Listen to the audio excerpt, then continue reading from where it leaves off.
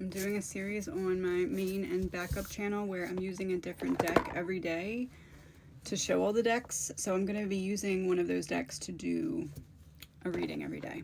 So we're going to start with the Lumina Tarot. I'm going to get 3 cards and a passage from the Blueprint. Here we go. Justice in reverse. Balance being restored. She's walking across a balance beam. Sorry for the noise. I have people working at my house, but they've been here for like 5 days, so there's nothing I can do. Anyway, she's walking across a balance beam. Similarly to what my cat is doing right now. See? Balance beam. I was letting you show the people what I meant. Okay. So balance is being restored. Nope. Nope. Can you stay to the side? Can you stay? Thank you. Balance is being restored because you walked the plank. She's scared of the people that are at my house. You walked the plank. You walked the plank back through all the versions of yourself and you reintegrated them. And that's what's restoring this balance. It's like when you get to the end of this, the balance restores. And that's because you integrated all the versions of yourself and the lessons that they were here for.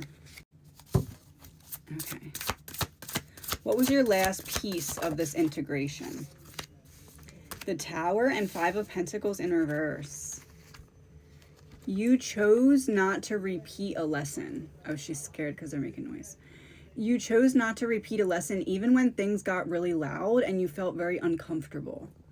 It's like you had a moment where you could have returned to the old version of you because you were being prompted and triggered to, and you chose not to. And because you chose not to, that's what integrated the final board. And now that the final board is integrated, it's time to restore justice for you.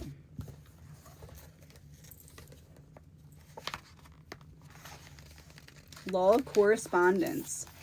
As within, so without. I'm going to read from the beginning. The law of correspondence reveals that your outer world reflects your inner world. What you experience on the outside often mirrors what's happening inside you. Your relationships, your challenges, even your environment. They all carry messages that point back to your own beliefs, emotions, and energy. This doesn't mean that everything that happens is your fault. It means that your reality is trying to talk to you. If you're surrounded by chaos, you might be carrying inner conflict. If you feel unseen by others, you may be struggling to see and validate yourself. If you're always rescuing others, you may be avoiding your own healing. This law invites you to become more curious, to look at the patterns in your life as information, to ask, what is this reflecting back to me? Not with shame, but with honesty, with compassion, with a willingness to learn. The law of correspondence reminds you that healing doesn't always start outside. It starts with awareness, with how you speak to yourself, with what you believe you deserve, with the thoughts you entertain when no one is around.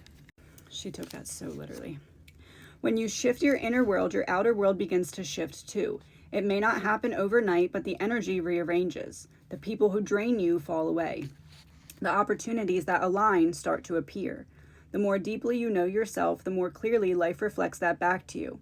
This law isn't here to blame, it's here to empower. It gives you back your mirror so you can stop waiting for the world to change and start becoming the version of you that creates change from within.